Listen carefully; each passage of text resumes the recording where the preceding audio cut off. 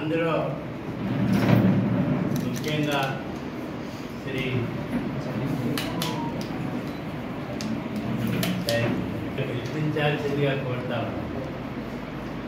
వంశీ చంద్రారెడ్డి గారు 100 మంది ఎమ్మెల్యేగా అనుభవం ఉంది. CWCలో మెంబర్, అనుభవస్తుడు. కాంగ్రెస్ గవర్నమెంట్లో ఉన్నవాడికి లేనివాడికి అందరికీ సమానమైన న్యాయం జరిగేది కాంగ్రెస్ ప్రభుత్వంలో. ముఖ్యంగా ఉద్యోగులు, ఉపాధ్యాయుల పెన్షన్స్ కూడా, వాళ్ళ సమస్యలు కూడా కాంగ్రెస్ ప్రభుత్వంలో చాలా వరకు తీరినాయి. ఎందుకంటే అనేక పిఆర్సీలు, అనేక సౌకర్యాలు, సమస్యలు తీర్చినటువంటి ప్రభుత్వం కూడా ఉమ్మడి రాష్ట్రంలో కానివ్వండి, ఇప్పుడు కొత్త తెలంగాణ ప్రభుత్వం కానివ్వండి, మా సమస్యలు కాంగ్రెస్ ప్రభుత్వంలో తీర్చేటువంటి నమ్మకం ఈ రాష్ట్రంలో ఉద్యోగులకు, ఉపాధ్యాయులకు, పెన్షన్స్ చాలా ఉందన్న విషయం ఈ సందర్భంగా తెలియజేస్తాను. చంద్రరెడ్డి గారిని గెలిపించుకుంటే రేవంత్ రెడ్డి గారు, ముఖ్యమంత్రి గారు రెట్టింపు ఉత్సాహంతో మన సమస్యలు పరిష్కారం చేస్తాడనే విషయాన్ని ఈ సందర్భంగా తెలియజేస్తాను. 100 రోజులలో రేవంత్ రెడ్డి గారు ముఖ్యమంత్రిగా బ్రహ్మాండమైన పరిపాలన ఇచ్చారు. దాన్ని చూసుకునే ఈ రాష్ట్రంలో ఎంపీలందరినీ కూడా కాంగ్రెస్ ఎంపీలనే గెలిపించాలని చెప్పి ప్రజలు భావిస్తున్నారని చెప్పి మేము అనుకుంటాం. ముఖ్యంగా ఉద్యోగులు, ఉపాధ్యాయులు, పెన్షన్స్ అందరూ కూడా పిఆర్సీ, పే రీజన్ కమిషన్, మరి కాంగ్రెస్ ప్రభుత్వంలో మంచి సబ్సిడీ భావిస్తూ ఉన్నారు.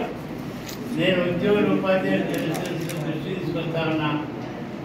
కాంగ్రెస్ ప్రభుత్వంలో 40% పైగానే పిఆర్సీ తీసుకురావడానికి గట్టి ప్రయత్నం చేస్తున్నామనే విషయాన్ని మీ దృష్టికి మీ ద్వారా తీసుకొస్తాను. తక్షణమే విడుదల చేయాలి ఉద్యోగులు, ఉపాధ్యాయులు పెన్షన్స్కు. ఎందుకంటే ధరలు పెరిగినప్పుడల్లా డిఏలు పెరగడం అనేది ఆనవాయితీ. మరి 4 డిఏలు మనం ఇవ్వాలి.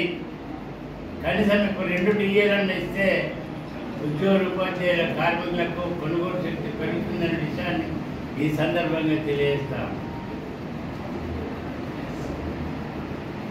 రిటైర్డ్ ఉద్యోగులు, ఉపాధ్యాయులు వాళ్ళు ఏమంటారంటే మాకు ఈ వెల్నెస్ సెంటర్లు ఉపయోగం లేదు, కార్పొరేట్ హాస్పిటల్లో మాకు వైద్యం చేయండి, కావాలంటే మా వేతనాల నుంచి 0.5% లేకపోతే 1% మినాయించుకోండి, మాకు నగదు రహిత వైద్యం చేయండి అని చెప్పి మేము ఎక్కడ పోతే అక్కడ మా దృష్టికి తీసుకొస్తా ఉన్నారు.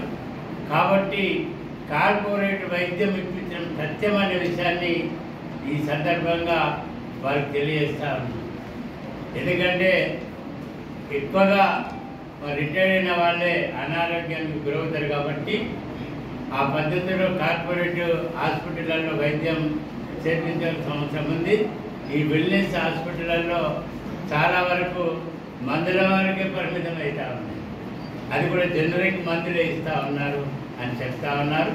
కాబట్టి కార్పొరేట్ హాస్పిటల్లో వైద్యం, విద్యాశాఖ గురించి, ఎందుకంటే విద్యాశాఖలో మరి మండల విద్యాధికారులు లేరు.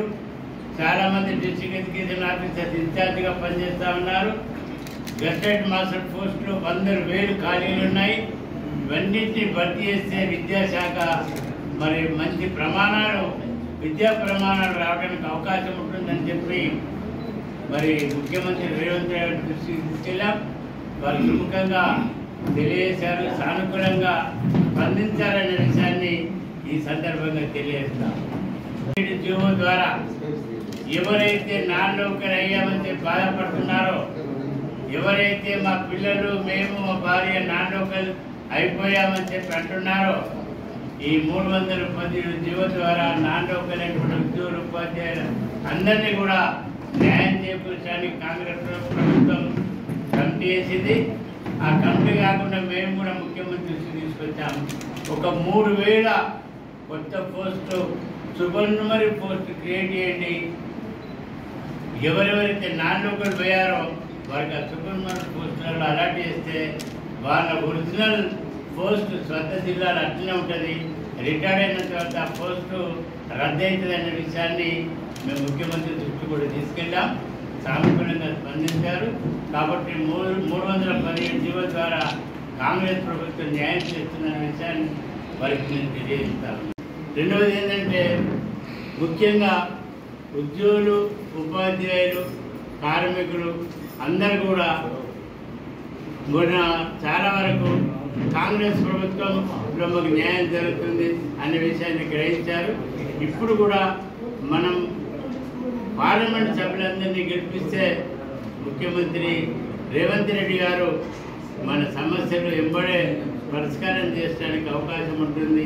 మంచి పిఆర్సీ ఇస్తారు, 2 డిఏలు ఇస్తారనే విషయాన్ని నేను మీరు దృష్టి తీసుకొస్తూ మరోసారి వంశీచంద్రరెడ్డి గారిని ఇక్కడ ఎంపీగా, నాగర్ కర్నూలులో డాక్టర్ రవిమల్లి గారిని ఎంపీగా గెలిపించాల్సిందిగా కోరుతాను. ఈరోజు పత్రికా సముఖంగా ఎంపీ ఎన్నికల్లో తెలంగాణ రాష్ట్రంలో అత్యధిక స్థానాలు కాంగ్రెస్ పార్టీ అభ్యర్థులను గెలిపించి రేవంత్ రెడ్డి గారి చేతులు బలోపేతం చేయాలి అని చెప్పి ఈ సందర్భంగా ప్రజలను, ఉద్యోగులను, ఉపాధ్యాయులను, రిటైర్డ్ ఉద్యోగులు, రిటైర్డ్ ఉపాధ్యాయులందరినీ కోరుతా ఉన్నాం. మరి ఇక్కడ ఎంపీ ఎన్నికలు జరుగుతున్న సందర్భంలో కాంగ్రెస్ పార్టీ ఎంపీలు అత్యధిక స్థానాల్లో గెలుపొందితే సీఎంగా రేవంత్ రెడ్డి గారు కేంద్ర ప్రభుత్వం దగ్గర కొట్లాడి మన రాష్ట్ర అభివృద్ధి కొరకు నిధులు సేకరించేటటువంటి, నిధులు తీసుకొచ్చేటటువంటి అవకాశం ఉంది. ప్రభుత్వం కాంగ్రెస్ ఉంది. కాంగ్రెస్ ఎంపీలను గెలిపించుకుంటే రాష్ట్రం అభివృద్ధిలోకి వస్తుంది. ప్రాజెక్టులు అనుమతులు రావాలన్నా, కేంద్రం ప్రాజెక్టులకు సహకరించాలన్నా ఎంపీలు ఎక్కువగా ఉంటే సీఎం బలంగా కొట్లాడగలుగుతారు. ఈ సందర్భంగా మా ఉపాధ్యాయులు ఒక జోన్లో పదోన్నతులు అయినాయి, మరో జోన్లో పదోన్నతులు కాలే, అంతా ఎదురు చూస్తున్నారు. ముఖ్యమంత్రి గారిని ఇటీవల కలిసినాం, వారి దృష్టికి సమస్యలు తీసుకుపోయినాం, సానుకూలంగా స్పందించారు. ఈరోజు కూడా పత్రికా ముఖంగా ముఖ్యమంత్రి గారిని మేము రిక్వెస్ట్ చేస్తూ ఉన్నాం. సర్వీస్ రూల్స్ రూపొందించి ఉపాధ్యాయులందరికీ పదోన్నతులు కల్పించినట్లయితే బీద పిల్లలు చదువుకునే ప్రభుత్వ పాఠశాలల్లో ఒక్కొక్క పాఠశాలలో 2-3 సబ్జెక్టులు బోధించే ఉపాధ్యాయులు ఖాళీగా ఉన్నారు. ఈ పదోన్నతుల ద్వారా ఉపాధ్యాయుల పదోన్నతులే కాకుండా ప్రభుత్వ పాఠశాలలో సబ్జెక్ట్ టీచర్ లేని కొరత తీరుతుంది. 317 మీద ఈ నారాయణపేట జిల్లాలో చాలా మంది దూర ప్రాంతాల నుంచి, మంచి ప్లేసెస్ నుండి ఇక్కడికి దూర ప్రాంతాలకు వచ్చాం. మేము ముఖ్యమంత్రి గారికి తెలియజేసాం, ఈ 317 జీవోలో ఎవరైతే బాధితులు ఉన్నారో వాళ్ళందరికీ న్యాయం చేసేటట్లుగా బాధ్యత తీసుకుంటామని చెప్పినారు.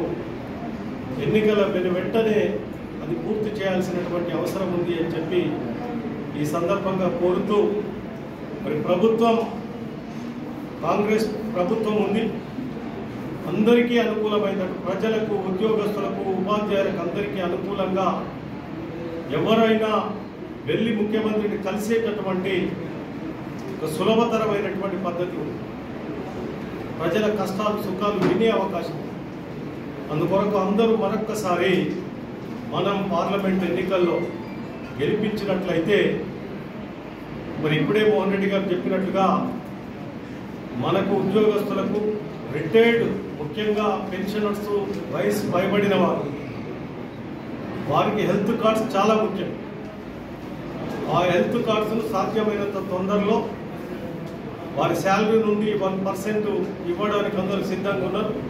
ఉపాధ్యాయులైనా, ఉద్యోగులైనా, రిటైర్డ్ అయినా అది తీసుకొని మంచి వైద్య సౌకర్యాలు కల్పించాలని చెప్పి ఈ సందర్భంగా కోరుతూ వంశీ చందర్ రెడ్డి గారిని గెలిపిస్తే మరి ఈ నారాయణపేట ప్రాంతం ఎత్తిపోతల పథకాలు కావచ్చు, ఇంకా వెనుకబడినటువంటి దూరంగా రాష్ట్రానికి ఉన్నటువంటి ఈ ప్రాంతం అభివృద్ధి జరగాలి అంటే వంశీ చందర్ రెడ్డి యువకుడు, ముఖ్యమంత్రి గారికి అత్యంత సన్నిహితుడు.